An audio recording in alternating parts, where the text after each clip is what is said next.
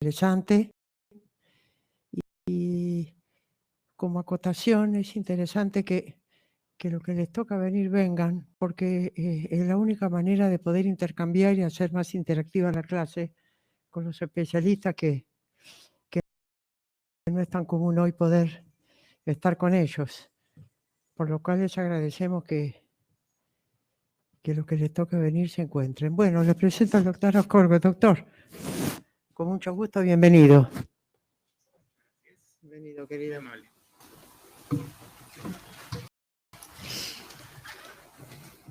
¿Cómo andan, chicos?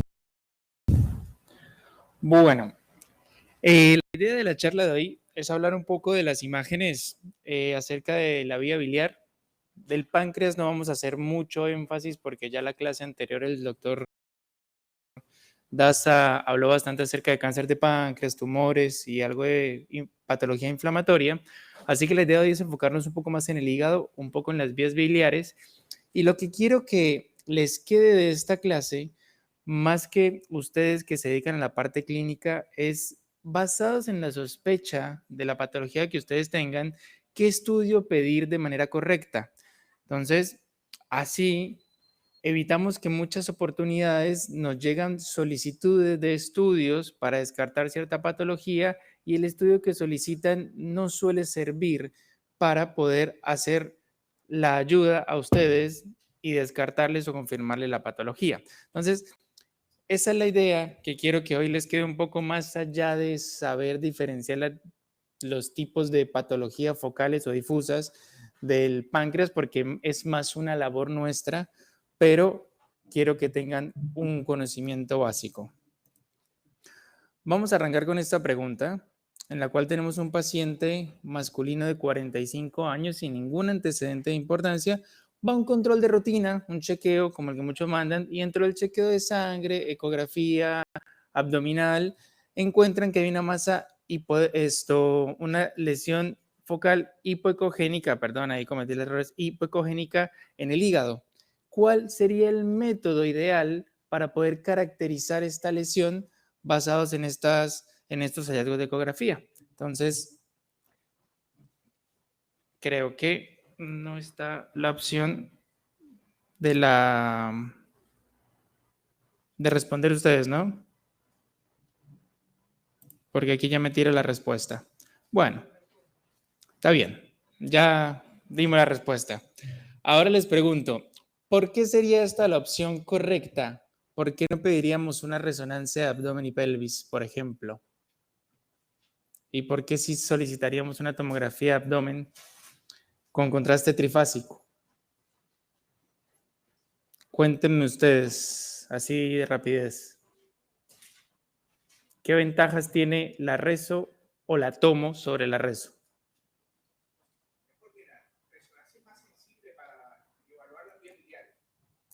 Para vías biliares, sí, tiene una mejor sensibilidad. En este caso es una lesión focal hepática. Entonces, la reso tiene mejor sensibilidad y tengan presente varias cosas. Uno, la resonancia es un estudio que tiene bastante sensibilidad, pero es un estudio muy complejo en el sentido de hacerlo para el paciente. Requiere mucho más tiempo, que el paciente haga varias apneas, más tiempo de estudio. Una tomografía de abdomen la hacemos en 10 minutos, una resonancia de abdomen con contraste la podemos hacer en 20 minutos, media hora, incluso más. Entonces, si el paciente es muy añoso, un paciente de 85 años, un paciente que tiene POC, que no respira bien, sifótico, es mejor por tiempos y por características pedirle una tomografía que una resonancia por esto. El PET no me sirve para caracterizar lesiones. El PET es una imagen metabólica que me habla si hay actividad metabólica o no en esa lesión. No me discierne entre bueno o malo. Y la tomografía de abdomen con contraste endovenoso, que ahí era la principal trampa, es esto justo que les quiero explicar. Entendamos que anatómicamente el hígado tiene una doble circulación. Una circulación por medio de la arteria hepática y una circulación por medio de la vena porta. La vena porta es la que más aporta, valga la redundancia, la circulación o aporte sanguíneo, o aproximadamente un 70%, mientras que la arteria hepática nos aporta aproximadamente un 30%. En este orden de ideas, vamos a empezar a entender que cuando yo le administro contraste a un paciente, ese contraste tiene un flujo dinámico que primero va a llegar al corazón, después va a salir por los vasos arteriales, va a retornar por la vía venosa nuevamente y finalmente se va a excretar por los riñones. Todo esto es un paso dinámico y dependiendo de en qué momento yo adquiera la imagen, voy a tener diferentes características. Y esto queda más fácil si lo graficamos así. ¿Cuándo me sirve o qué puedo yo ver en una imagen sin contraste? Básicamente, piedras en los riñones, o sea, para litiasis. Si sospechan litiasis, podemos llegar a verlas muy bien en el estudio sin contraste.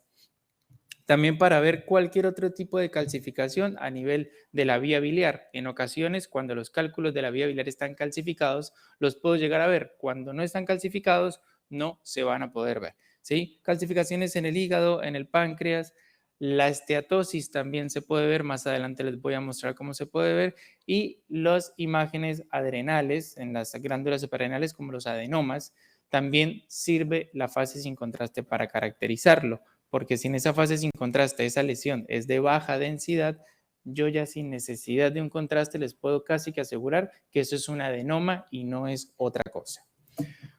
Después tenemos una fase arterial temprana, que como lo dice acá, más o menos uno lo adquiere 15 a 20 segundos después de administrar el contraste.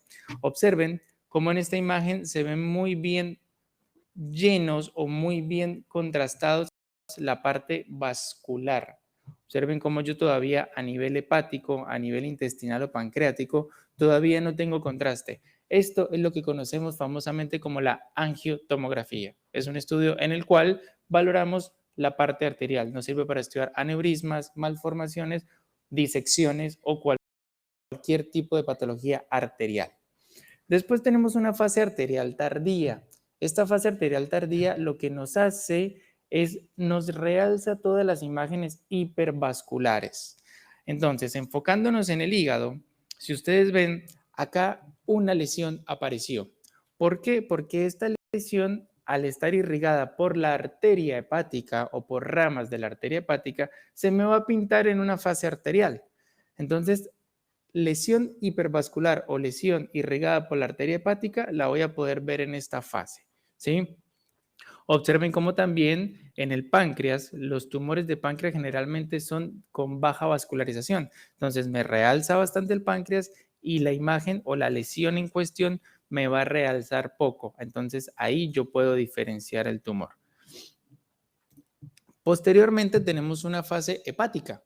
Esta fase hepática es más o menos a los 70, 80 segundos y como ustedes pueden ver, todo el parénquima hepático se pinta. ¿Por qué? Porque acá la sangre ya volvió por medio de la arteria, de la vena mesentérica, volvió a la porta y ahí me pintó todo el resto del hígado. Por ende, las imágenes hipervasculares se me van a opacificar o ya no las voy a ver bien y las lesiones hipovasculares las voy a poder ver porque ellas no me van a realzar, van a quedar oscuras respecto al resto del parénquima. Entonces, estas dos fases, la fase arterial tardía y la fase hepática, son muy importantes en la caracterización de las lesiones.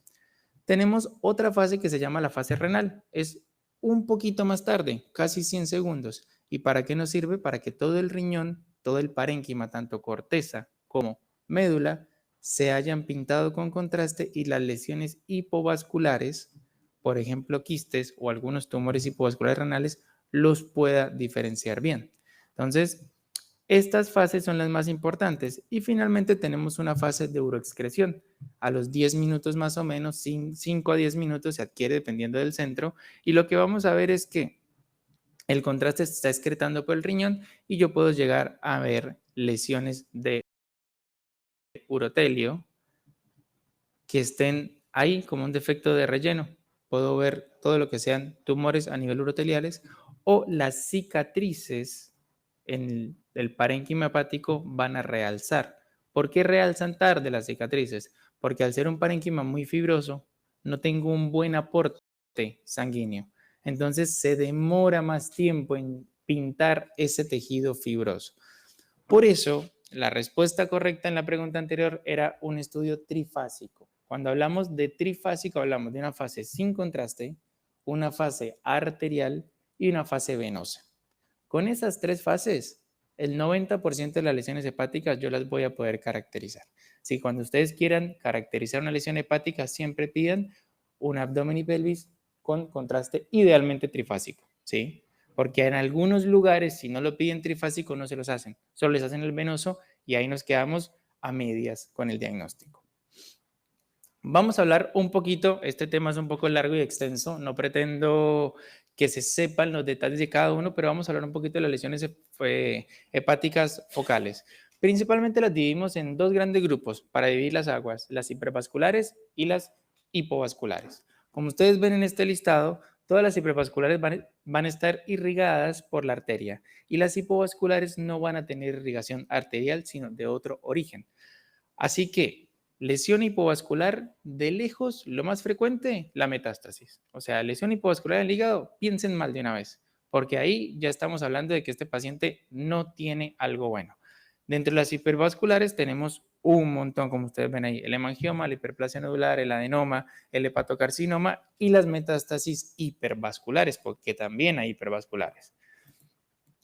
Hablando del hemangioma, que es el más frecuente, el que ustedes más van a encontrarse en el día a día, son canales vasculares de lenta circulación. Por eso tienen las características que tienen al momento de administrar contraste. Es muy frecuente en la edad media. Pueden ser múltiples en un 10% de los pacientes y la mayoría no tiene síntomas. Es un hallazgo completamente incidental. ¿Cuáles son sus características? Por ecografía está la imagen típica y clásica. Una imagen focal bien definida, ecogénica. Cuando ustedes le ponen el Doppler, prácticamente el Doppler no pinta, no hay ninguna circulación interior porque está en lento flujo y esta es la imagen característica que casi ninguna otra cosa se parece a esto. ¿Qué vamos a ver cuando hacemos un estudio trifásico? Observen cómo acá tenemos un sin contraste, una fase arterial. Fíjense cómo está bien pintada la arteria, la arteria aorta y las renales. Aquí en una fase venosa observen cómo el riñón ya se pintó más, cómo tengo pintada también la vena esplénica. Y esta es una fase tardía donde acá vemos cómo el riñón ya está excretando el contraste. ¿Cuál es la característica del hemangioma? Se va llenando de afuera para adentro de a poquito, ¿sí? Observen cómo acá, en el lóbulo izquierdo, tenemos esta lesión hipodensa que es difícil de distinguir, pero cuando ponemos una fase arterial, observen cómo empiezan a hacerse grumos o a hacerse como estos pedacitos algodonosos en el borde, que a medida que va pasando el tiempo van siendo más grandes y se van pintando más. Y en las fases tardías, casi, miren aquí, ya no diferencio entre la lesión y el parénquima. Esta porque es grande, pero cuando son más pequeñas desaparecen porque se homogenizan con el parénquima. Y ustedes van a ver en la literatura que dicen que tienen un realce simil al pool vascular. ¿Qué quiere decir eso? Que este puntito va a ser igual de blanco a la arteria. Este puntito va a ser igual de blanco a la arteria. Y acá este puntito va a ser igual de blanco a la arteria. O sea, siempre realzan de la misma intensidad, tanto la lesión como el vaso principal, en este caso, viene siendo la aorta. Y en resonancia tenemos básicamente lo mismo. El comportamiento es el mismo en resonancia. Observen cómo va teniendo unos foquitos que realzan. Este es el sin contraste. Acá unos foquitos que realzan, acá más intensos y acá prácticamente se llena casi todo. Y en la imagen en T2, que sería esta, como es una imagen de contenido líquido, porque es sangre principalmente, se va a ver hiperintenso, parecido a un quiste, por decirlo de alguna manera, pero la diferencia no lo va a hacer el contraste. Esta hiperplasia nodular que vamos a hablar ahora es el segundo más frecuente. Es muy frecuente en las mujeres, la gran mayoría son de mujeres, estas lesiones focales, la hiperplasia, y su característica es que es una cicatriz central fibrótica o tejido cicatrizal rodeado por hepatocitos hiperplásicos, algunos macrófagos que son las células de Kupffer y algunos conductos biliares. Casi siempre son hallazgos incidentales, no tienen ninguna sintomatología. ¿Y cuáles son sus características? Por ecografía, la cosa más inespecífica del mundo. puede ser hiper, puede ser hipo, puede ser iso, o sea, cualquier característica puede tener.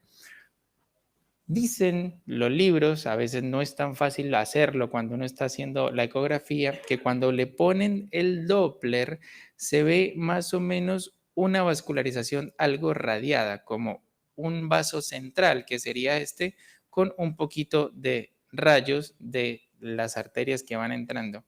A veces hay que ponerle un poquito de fe porque la verdad que no es fácil verlo, pero lo que sí es muy característico es que en imágenes, tanto en tomografía como en resonancia, en una fase arterial, esta imagen se prende fuego, o sea, se hace muy marcada, tiene un hiperrealce arterial porque es hipervascular y una de sus características es esta imagen central, que es la cicatriz. Esta cicatriz no siempre se ve, solo se ve en un 30% de los casos, pero cuando se ve, observen cómo este tejido cicatrizal no se pinta en las fases tempranas y en las fases tardías, observen, miren cómo se pintó. Entonces, acuerden lo que les decía, que en las fases tardías las cicatrices se pintan. Entonces, esta imagen es bastante característica de la hiperplasia nodular focal. No suele parecerse mucho a otra cosa, con un hiperrealce arterial, se homogeniza el parénquima en un tiempo venoso. ¿Se acuerdan como les mostré que las lesiones hipervasculares en el tiempo venoso se homogenizan y se desaparecen? Aquí prácticamente se desapareció. Finalmente realza la cicatriz y en el T2 una de las características es que la fibrosis en el hígado se ve blanca. Entonces la cicatriz se ve blanquita. Como les digo, cuando está la cicatriz es muy fácil, cuando no se complica un poco. Hablando ahora del adenoma hepático, es una lesión casi que exclusivamente de mujeres que toman anticonceptivos, pero también se ha visto que se ve en hombres que consumen o que son usuarios de esteroides anabólicos. Estas lesiones son proporcionales a la cantidad de tiempo del tratamiento. Entonces, entre más tiempo se consuman los anticonceptivos o el hombre consuma los esteroides anabólicos, más riesgo de desarrollar esta lesión. Se asocian a otro tipo de enfermedades como las enfermedades de depósito, la glucogenosis tipo 1, la diabetes y la galactosemia, y no suelen tener síntomas salvo que sangren. Los que son de más de 5 centímetros suelen sangrar y generar mucho dolor. Entonces, a veces consultan por eso y cuando le hacen el estudio le encuentran esta lesión. ¿Qué características tienen? Aquí se me escapa una imagen. A ver. Bueno, esta imagen que tenemos acá es una imagen muy heterogénea. ¿Por qué? Porque esta lesión es tan grande que sangró, ¿sí? Entonces, ¿qué características me muestran que sangró? Fíjense, estas imágenes nodulares que se ven un poquito densas, bastante blancas. Observen que la lesión es todo esto que está acá y hay unas zonas más densas y otras menos densas. Eso es por contenido hemático. Y cuando yo le pongo contraste, todo el contenido hemático no me realza, porque es sangre que está ahí estancada, no realza. Pero el resto de lesión sí realza. Y el realce y el comportamiento es igual a la hiperplasia nodular focal. Realce arterial, homogeniza en tiempo venoso y en tiempo tardío se ve igual al parénquima. No hay mucha diferencia. Entonces, cuando no tenemos esa cicatriz central, no podemos a veces hacer la diferencia, salvo que yo sepa, porque ustedes ponen en la orden o porque el paciente cuenta antes de hacer el estudio que toma anticonceptivos o que es usuario de estrógeno, de anabólicos. Entonces, ahí yo ya puedo decirles, mira, es más probable que sea esto, pero las características son muy similares. Otra característica importante del adenoma es que hay varios subtipos. Eso ya es un tema más de la histología, pero está el inflamatorio, está el común y está el beta-catenina mutado. ¿Cómo lo diferencio yo por imágenes? El beta-catenina mutado tiene grasa. Entonces, cuando yo hago la resonancia y veo lo que llamamos la secuencia fuera de fase, veo que contiene grasa intracelular y ya yo les puedo poner la firma que ese es un beta-catenina mutado. Y el inflamatorio y el típico a veces no es tan fácil de distinguir por imágenes. Y acerca del hepatocarcinoma, que esto es un capítulo que podemos hablar aquí horas, existe algo que se llama el IRATS. Ese se los dejo para que si lo quieren revisar, lo revisen, porque es bueno conocerlo. Así como existe un BIRATS para mama, un TIRATS para tiroides, un PIRATS para próstata, existe un LIRATS para hígado. ¿Y qué es? Básicamente, un grupo de radiólogos dijo, bueno, vamos a ponernos de acuerdo porque esto es un desorden, entonces vamos a ponernos de acuerdo y vamos a tratar de todos hablar el mismo idioma. ¿A qué le decimos que es una lesión que parece un hepatocarcinoma? ¿A cuál no? ¿Y cuál definitivamente no es? ¿Y cuál probablemente es? Hicieron este cuadrito que no los quiero aburrir explicándoselos del todo, pero básicamente según las características, si ustedes ven en un informe que les dicen LIRATS 1, es una imagen que es completamente benigna. Por ejemplo, un quiste es un LIRATS 1. Un LIRATS 2 es una imagen probablemente benigna. Por ejemplo, se encontraron un adenoma o se encontraron una hiperplasia. Entonces, tiene características probablemente benignas. El 3, el 4 y el 5 es la gran bolsa de gatos donde tenemos que ponernos de acuerdo para describirlo. Este LIRATS M quiere decir, esto es una masa que nada que ver con el hepatocarcinoma. Por ejemplo, es una metástasis. Esto es malo, pero no es hepatocarcinoma. Una metástasis se clasifica como LIRATS M.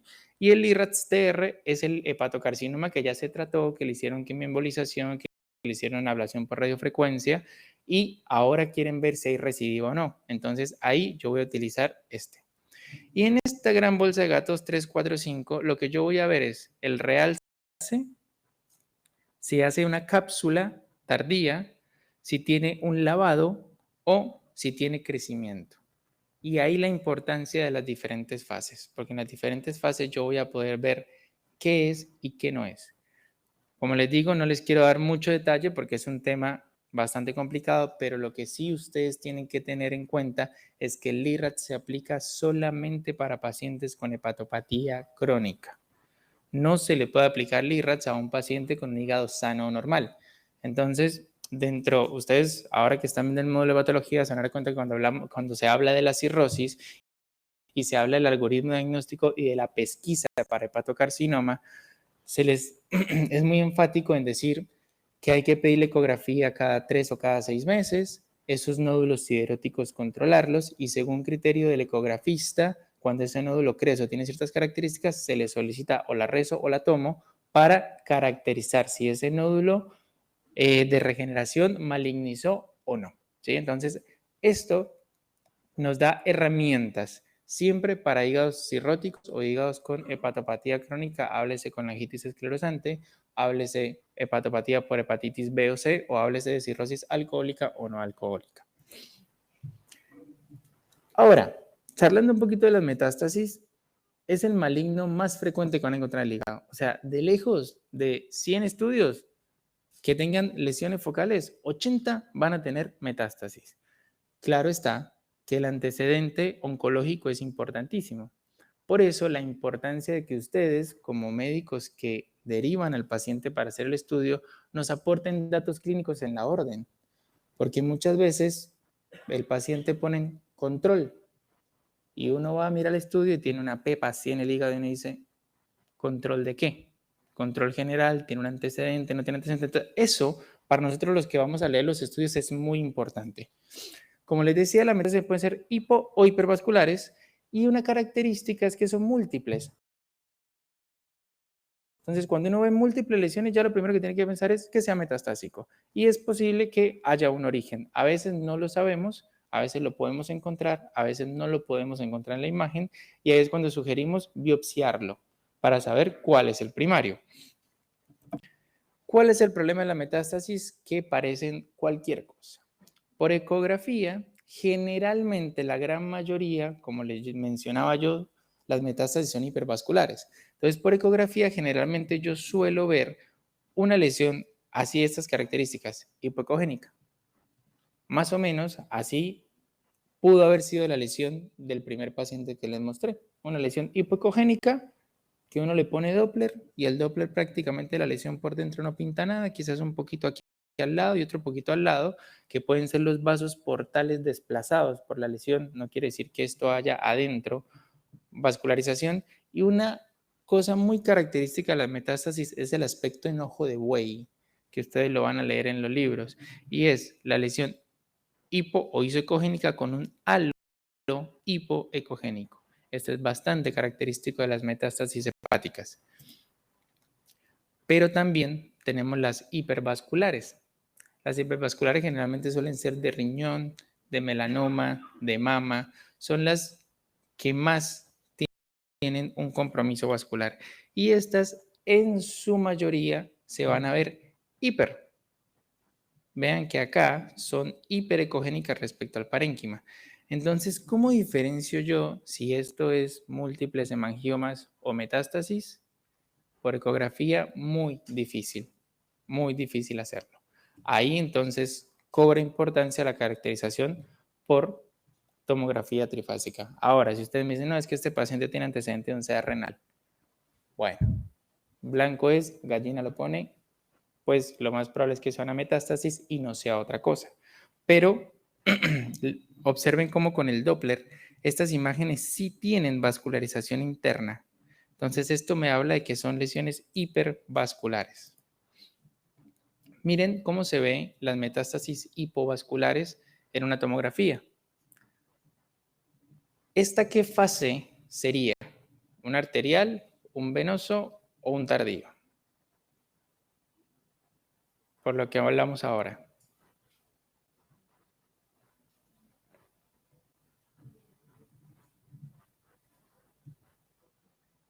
¿Esto es con o sin contraste? La primera pregunta. Con contraste, listo, todo de acuerdo. Ahora, venoso, arterial o tardío. ¿Quién más? ¿Quién da más? ¿Arterial? Bien. Bueno, para decir que es tardío, tengo que ver los riñones excretando. No los estoy viendo, entonces no les puedo decir si es tardío o no. Pero una característica es, fíjense cómo los vasos, todos los vasos están pintados, tanto arteriales como venosos. Tanto las venas hepáticas como las ramas de la arteria hepática están pintados. Por ende, no es un arterial, porque si fuera un arterial, estas ramitas que yo tengo acá no deberían estar pintadas. Entonces, esto es un tiempo venoso, ¿sí? En este tiempo venoso lo que nosotros vemos es un hígado todo realzado, el parénquima está todo realzado y estas lesiones no están realzadas. Incluso fíjense que tienen como una especie de halo, de anillo alrededor. Esto es más o menos la similitud a lo que les mostraba en la ecografía del ojo de buey. Estas son lesiones hipovasculares, ¿sí? Que tienen un pequeño realce periférico y son múltiples. Hasta que no se demuestre lo contrario, estos son metástasis. Sepamos o no sepamos el primario, hasta que no se muestre lo contrario, son metástasis. Y por otro lado, observen estas lesiones. ¿Esta qué fase es? ¿Arterial, venosa o sin contraste?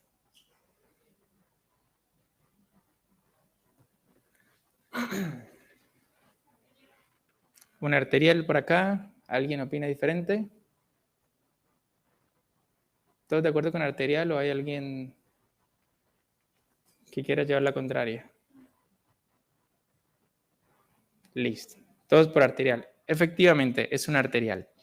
¿Por qué? Fíjense cómo está la aorta muy realzada, ¿sí? Observen cómo es el color del parénquima hepático. Comparen este con este. Entonces, esto es el detalle que yo les decía que suele ser muy importante. En una fase arterial, yo no veo un montón de vasos. Mire, esta imagen negra es un vaso venoso. Por acá tenemos otro vaso venoso. Por acá otro vaso venoso que no están pintados todavía. Pero en esta fase arterial sí veo ramitas de la arteria hepática, que son estas chiquitas, y unas lesiones que en esta fase se me prendieron fuego. Fíjense cómo son de grandes y cómo me realzan periféricamente. Entonces, estos son lesiones hipervasculares, porque en esa fase realzaron, ¿sí? Ahí es donde yo quiero que ustedes tengan claro el concepto para que no pidan estudios como cuando uno llena un checklist de receta de cocina, sino que con la lógica uno diga, quiero descartar esto, entonces, bueno, vamos a pedirle este estudio. Entonces, aquí estamos viendo metástasis hipervasculares. ¿Por qué aquí adentro se ven así de oscuras o de hipodensas? porque generalmente el crecimiento tan rápido de estas lesiones evita que la angiogénesis llegue al centro. Entonces crece muy rápido, los vasos no llegan y en el centro se necrosa. Entonces lo que estamos viendo son una lesión de gran tamaño con un centro hipodenso muy probablemente necrótico. ¿Hasta ahí estamos bien? ¿Vamos entendiendo la idea? Bueno, ¿alguna pregunta o alguna duda? De estudios, de imágenes, de cómo pedir, de alguna cosa.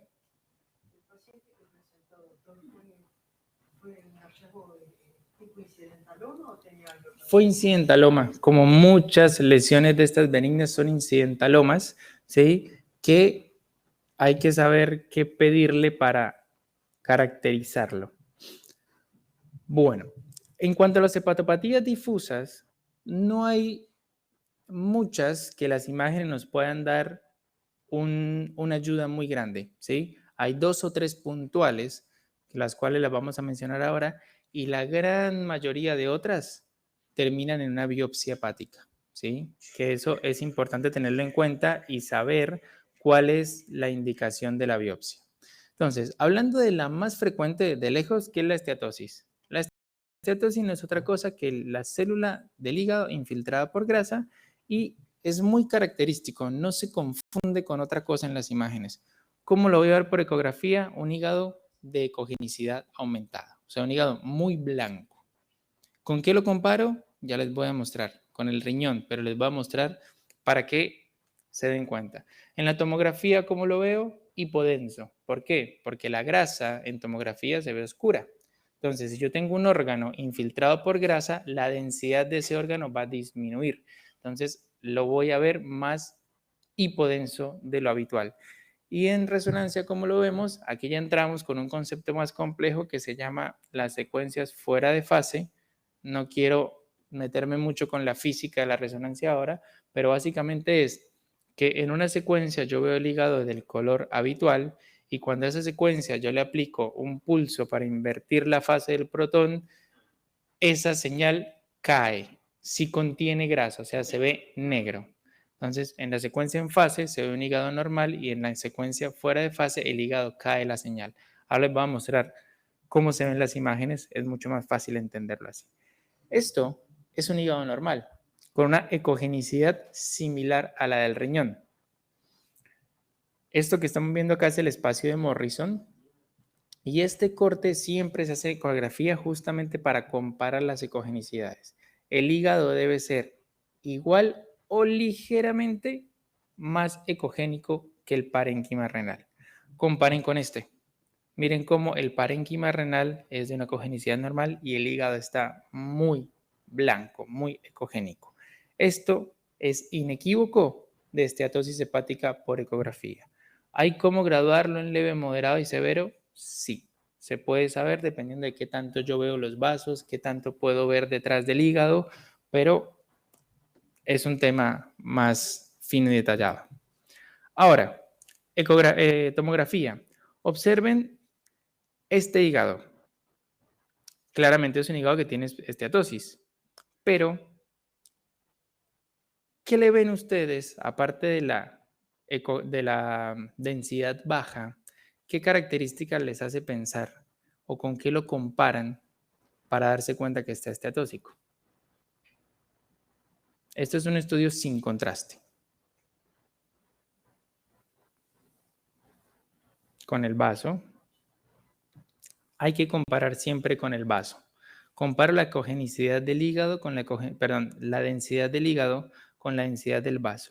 Normalmente el hígado es más denso que el vaso o similar, ¿sí? Si el hígado tiene menos de 10 unidades Hansfield por debajo del vaso, estamos hablando de una esteatosis. Y observen ustedes, esta es una esteatosis bastante marcada, cómo los vasos se ven muy blancos, casi como si tuviera contraste el paciente. Pero eso es un estudio que no está contrastado. Entonces, la sangre densa en un parénquima muy hipodenso me hace esa falsa imagen de contraste. Obviamente, esto es una esteatosis bastante severa, pero son características a tener en cuenta. Y esto es lo que les decía de la resonancia. Cuando hablamos de resonancia, esta es la secuencia en fase y esta es la secuencia fuera de fase. Ven cómo el hígado todo cae, la señal se ve bien negro. Esto es característico de esteatosis hepática. Pero también tenemos estos problemas a veces. Observen cómo este parénquima es muy heterogéneo. La ecoestructura está muy alterada con zonas más hiperdensas y hiperecogénicas y zonas más hipoecogénicas. Esto puede confundirme a veces cuando quizás uno lo ve por primera vez, pero una de las características y que les quería mostrar esta imagen, fíjense cómo los vasos que estoy viendo no se desplazan, no están como movidos, sino que atraviesan las lesiones. Quiere decir que esas imágenes hiperecogénicas son áreas de esteatosis y las otras que se ven más negritas son áreas de parénquima normal. O sea, es una esteatosis parcheada. Lo sé porque veo que esas lesiones blancas no me están desplazando los vasos. Si me desplazaran los vasos ya pienso que es un tumor, porque el tumor me ocupa espacio. Mientras que la esteatosis es infiltración de la célula, no tiene por qué desplazarme nada. Y observen cómo en este hígado esteatóxico, en este hígado que está muy esteatóxico, fíjense cómo está hipodenso, esta imagen que es un área de parénquima sano, un parénquima normal, me simula una lesión. Entonces, las esteatosis a veces pueden ser muy traicioneras y hay que tener cuidado al momento de verlas. Hablando ahora de la cirrosis hepática, el diagnóstico definitivo es por biopsia. Eso no se les olvide, ¿sí? Hay métodos y hay hallazgos por imagen que nos pueden decir cuándo un hígado está esteatóxico o no, pero el método definitivo, el gold estándar, es la biopsia. ¿Qué voy a ver yo en el hígado? Claramente un hígado que se disminuye de tamaño de forma global. En fases tempranas de la esteatosis, yo puedo ver cómo el lóbulo izquierdo y el lóbulo caudado se hipertrofian para compensar la atrofia del lóbulo derecho. Esto tiene que ver con el aporte sanguíneo y con la irrigación, que el hígado derecho es el que más sufre los procesos cirróticos. El contorno del hígado se hace nodular y obviamente al ser un parénquima fibrótico que aumenta su dureza, aumenta la resistencia a la entrada del flujo sanguíneo. Por ende me va a hacer puros signos de congestión prehepáticos, como hipertensión de la vena porta, como varices esofágicas, colaterales, la esplenomegalia, etc. Y la citis cuando ya es mucho más descompensado este contexto hemodinámico. Fíjense cómo este hígado, comparado con los que vimos anteriormente, tiene los contornos súper irregulares, súper pseudonodulares, y esto es muy característico de la cirrosis, aparte de que tenemos una citis importante.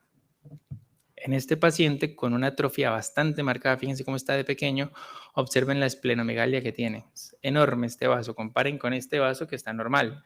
Este es muy grande. En este caso, observen lo mismo, los contornos un poquito nodulares, irregulares, y todo esto que ustedes están viendo, todas estas imágenes serpiginosas y pseudonodulares, no son otra cosa que varices a nivel esplénico y colateralidad a nivel esplénico. Y en el caso de la ecografía, en este corte lo que estamos viendo es el lóbulo derecho y el lóbulo izquierdo. Observen cómo el lóbulo izquierdo es mucho más grande comparado con el derecho. Entonces, es un signo indirecto de fibrosis hepática, no de cirrosis, porque no podemos nosotros por decirles, por imagen no podemos decirle, mira, esto es una cirrosis. Nosotros lo que les decimos es, esto es un compromiso fibrótico o hallazgos compatibles con hepatopatía crónica, porque las causas, 1.000.000, y no nosotros no las vemos por las imágenes.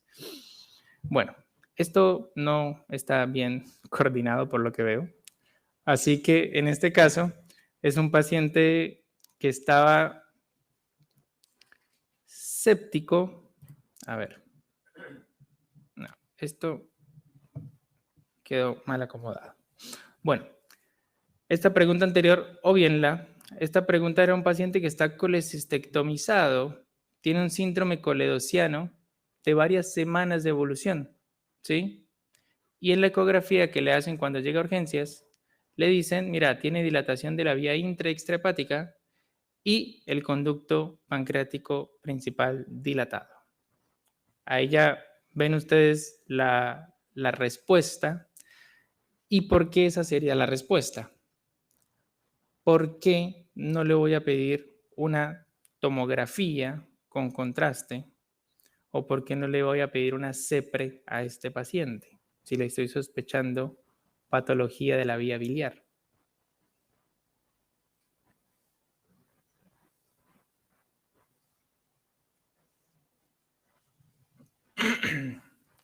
Primero, no tiene vesícula. Si no tiene vesícula, probablemente tenía litiasis. Ya está colistectomizado, pero la vía biliar está dilatada. O sea, tiene un síndrome coledociano. ¿Qué pienso yo en un paciente con un síndrome coledociano? La primera causa, la más frecuente, litiasis, en el caso de este paciente residual. ¿O qué otra cosa? La colangitis puede ser, pero no me debería dar la dilatación de la vía biliar, solo compromiso inflamatorio. Algo oncológico, ¿como qué? Exactamente. Por eso, en estos casos, fíjense que en la pregunta dice que tiene varias semanas de evolución el paciente con la síndrome coledociano. No es agudo, no viene por dolor. Por eso, la importancia del contraste. ¿Por qué? Porque lo mencionamos anteriormente, para caracterizar lesiones a nivel del páncreas, un contraste me ayuda mucho a ver en la fase arterial cuando la lesión hipodensa se queda bien negrita y el resto del parénquima pancreático realza. Entonces aquí la importancia del contraste una vez más. Muchas veces piden colangioresonancia. Listo, en la colangio yo te la miro, digo sí, está dilatada la vía biliar, está dilatada la extrahepática, no le veo la vesícula y está el páncreas dilatado. Te dije lo mismo que la ecografía, ¿sí? Entonces el contraste nos hace la gran diferencia aquí para poder caracterizar una lesión a nivel del páncreas, que en este caso sería lo más probable. Ahora, vamos a hablar, ¿sí?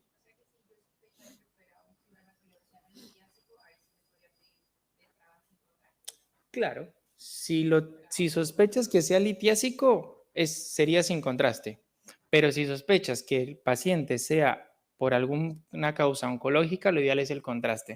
El contraste es una ayuda muy grande para nosotros a nivel de las imágenes. ¿Y eso cómo se define? Básicamente por la clínica del paciente, ¿sí? El paciente que tiene un síndrome coledociano de larga data, que no tiene dolor, que te llega amarillo y que tiene pérdida de peso, bueno, uno no va a pensar que es una litiasis que se le clavó hace media hora. En cambio, el que te llega doblado de dolor, ese vas a sospechar que es una litiasis. Entonces ahí, ustedes, como los médicos que reciben al paciente, dividen las aguas.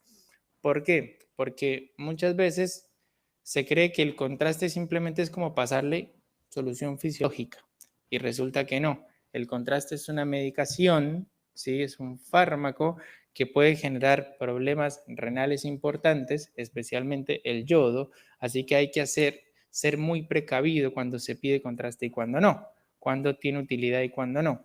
De paso, les hago un paréntesis, todo paciente con insuficiencia renal se le puede poner contraste iodado. Métanse eso en la cabeza. ¿Cómo? Si el paciente tiene una filtración, una tasa de filtración glomerular menos de 30, yo le puedo pasar contraste siempre y cuando en las siguientes 24 horas lo dialice. Si no, no. Ahora, con tasa de filtración glomerular de 30 para arriba, le puedo pasar, ¿sí? Lo mismo con el gadolinio. El gadolinio con tasa de menos de 30, es difícil que alguien te pase el contraste. Con tasa por encima de 30, se lo van a pasar sin ningún problema. Ténganlo eso presente al momento de pedir estudios. Bueno, vamos a hablar un poquito de la colangio en estos minuticos que nos quedan y cuáles son las indicaciones puntuales de esta, ¿sí? Síndromes obstructivos de la vía biliar, como lo acabamos de ver, para evaluar la anatomía de la vía biliar. Cuando voy a trasplantar un paciente, ¿por qué? Porque el cirujano que va a trasplantar tiene que empezar a cortar un montón de cosas y después pegar. Y si hay una variante anatómica y él no la tenía en cuenta, se le complica la cirugía. Entonces, es una excelente herramienta para este tipo de valoración. Para valorar el árbol biliar, porque les voy a mostrar cómo se ve tanto anomalías congénitas como los quistes, como la enfermedad de Karoli, que ahorita la vamos a ver así rápido. Para valoración de neoplasias también me sirve para ver defectos de relleno, para ver signos indirectos de neoplasias de la vía biliar. La colangitis esclerosante, ahora les voy a mostrar un caso de cómo se ve. Para programar cirugías, cuando hablamos del síndrome de Mirici, que no es otra cosa que el cálculo en el bacinete, que es tan grande que me comprime extrínsecamente la vía biliar, entonces eso lo puedo ver muy bien por la colangio, y en los pacientes en los cuales no se puede hacer una CEPRE, porque la CEPRE es un procedimiento invasivo que tiene riesgos y que en un paciente muy mórbido no voy a poder anestesiarle, entrarle con endoscopio y romperle la papila. Básicamente esto era lo que les mencionaba, las ventajas de la colangio versus la CEPRE. No es invasiva, no se te va a complicar el paciente de la colangio porque no le estás metiendo nada, ¿sí? Permite estudiar tanto la vía proximal como la vía distal a la estenosis, porque en la CEPRE, como es retrógrada, si yo tengo un cálculo grandísimo metido en el colédoco, el contraste no me pasa de ahí para arriba, entonces yo no veo arriba si hay más patología o no, a veces me quedo solamente ahí. En cambio, la colangio me va a ver todo y eso es una gran ventaja. Podemos ver imágenes tridimensionales, valorar si la estructura quística que tengo se comunica o no para los diagnósticos diferenciales y en pacientes con cirugías gástricas o cirugías bariátricas grandes también me ayuda porque como no tengo toqueteada la anatomía, puedo, sin necesidad de meter un endoscopio, hacerlo más fácil. Y estas son unas imágenes comparativas de lo que es una CEPRE versus una colangio. Básicamente tengo una muy buena diferenciación de la vía biliar, tanto la intrahepática como la extrahepática y el conducto pancreático principal. Y acá vemos una vesícula con un montón de defectos de relleno, tanto a nivel cístico como de su cuerpo, que no es otra cosa que litiasis. Así se ve la litiasis en una CEPRE. Y esto es una imagen de colangio normal en la cual vemos el conducto colédoco, la vía intrahepática, vesícula, que en este caso no se le ve ningún defecto de relleno, y vemos muy bien el conducto pancreático principal. Entonces, ven que anatómicamente son bastante amigables para poder estudiar las dos, con la diferencia de que aquí yo no estoy interviniendo al paciente, no le estoy haciendo nada invasivo, perdón, aquí lo estoy interviniendo y acá no lo estoy interviniendo en haciendo nada invasivo. Entonces, el paciente, ahí uno puede decidir cuál de las dos prefiere hacerlo. ¿Cuál es la ventaja de la CEPRE? Que de una vez puede ser terapéutica. Le abro la papila, le hago la esfinterotomía y le saco el cálculo. Con la colangio, no, solo le digo, mira, ahí lo tiene, ahora fíjate cómo se lo sacas. Entonces, riesgo-beneficio se puede hacer. Miren en la evaluación prequirúrgica todas las anomalías, esto es un poquito nomás porque hay un montón. ¿Cómo yo puedo ver las anomalías de las vías? Por ejemplo, en este caso, este conducto, que es el derecho, debería salir por acá por delante, sale por atrás. ¿Qué importancia tiene al momento del trasplante? Como en este caso, el conducto derecho me está saliendo del izquierdo. Aquí se ve como el conducto derecho, que es esta lineecita de acá, debería salir de acá y me está saliendo del izquierdo. Entonces nos sirve para ver esas variantes. Como por ejemplo acá, también tenemos un conducto derecho que no sale aquí del Carrefour, sino sale directamente del cístico, del colédoco. Acá en este caso lo que tenemos es una trifurcación. Tengo 3 en lugar de tener 2 saliendo del mismo y 1 saliendo aparte. Acá tenemos un cístico de implantación baja, que en vez de implantarse aquí a nivel del tercio proximal, se implanta distalmente.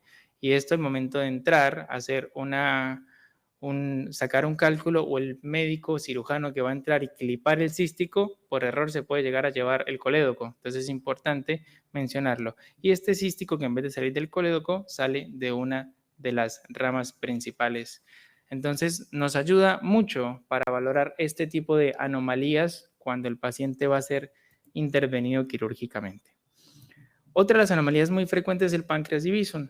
¿Qué es lo que tengo en el páncreas divisum? Que el conducto principal va a drenar a la papila superior, que ¿cómo se llama? Tenemos la principal y una más arriba accesoria. Esta es la de Vater y esta de arriba, ¿cómo se llama? ¿Se acuerdan?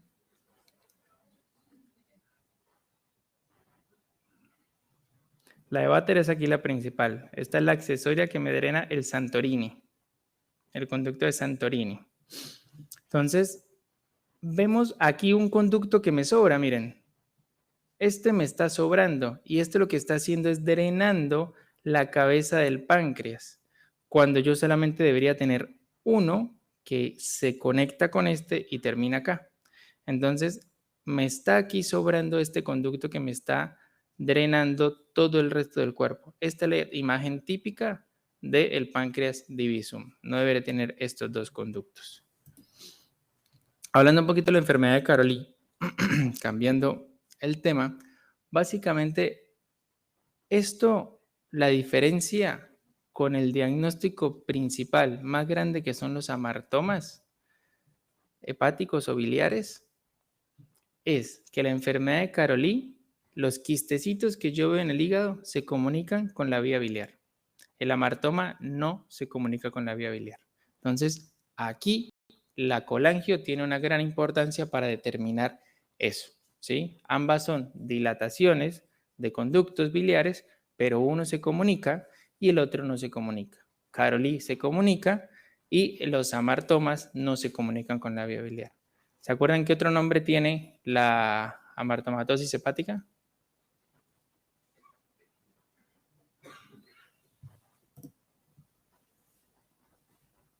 Tiene un nombre complejo o compuesto. Los complejos de... No. Von Meyenburg. Acuérdense ese nombre porque lo van a encontrar así en la literatura. Miren, esta es la imagen característica de la enfermedad de Caroli. Múltiples imágenes quísticas que en la colangio tienen comunicación con la vía biliar. Entonces, esta imagen es muy característica de la enfermedad de Caroli, ¿sí? Cosa que no ocurre con los amartomas biliares o hepáticos. Entonces, eso ténganlo presente. Y tienen un signo muy característico, que es el signo del punto central. Cuando yo le pongo contraste a un estudio de estos, voy a ver que dentro de todas estas imágenes quísticas pequeñas tengo puntitos centrales de contraste. ¿Por qué? Porque la vía biliar se me dilata, pero en el centro sigo teniendo los vasos. Entonces, esos vasos realzan y esa imagen es muy patognomónica de la enfermedad de Caroli, ¿sí? Y finalmente, hablando de la colangitis esclerosante, que es uno de los grandes problemas en cuanto a las patologías hepáticas, porque ni se sabe por qué da, ni tiene cura. O sea, es un problema. Y estos pacientes sí o sí terminan en cirrosis. Y el único manejo hasta ahora de los pacientes que evolucionan así es el trasplante, no hay de otra. Así que es muy importante uno saberla distinguir. ¿Por qué? Porque está asociada a la enfermedad inflamatoria intestinal, especialmente con la colitis ulcerosa. Así que esta relación en los pacientes que ustedes tengan con patología inflamatoria intestinal, piensen mal y sospéchenle también alguna patología hepática, sobre todo en alteración de hepatograma, sin evidencia de alguna causa obstructiva, ni litiasis ni nada, sospéchenlo. ¿Y cómo se ve?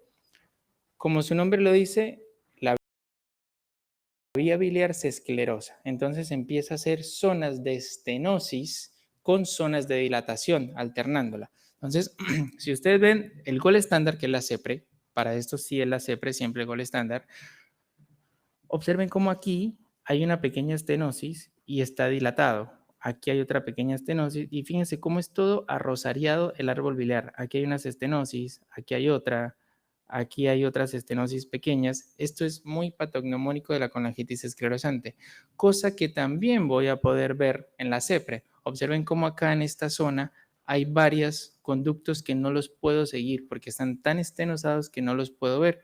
Y en esta otra imagen, como acá tenemos estenosis, ¿sí? Acá en este sector, esta rama también está estenosada. Entonces, esto es muy característico de la colangitis esclerosante.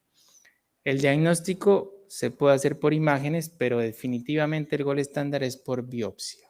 Entonces, cuando tengan un paciente que le sospechen este tipo de patología, tanto la CEPRE como la colangio les va a servir. Con la diferencia que con la CEPRE yo de una vez puedo hacer tratamiento y poner algunos stents si es muy severa la estenosis. Con la colangio es descriptivo solamente, claramente no le voy a poder hacer el tratamiento, pero bueno, eso queda mucho a criterio de ustedes como clínicos dependiendo de los laboratorios del paciente y de la clínica del paciente, qué tanta clínica de obstrucción tenga o no.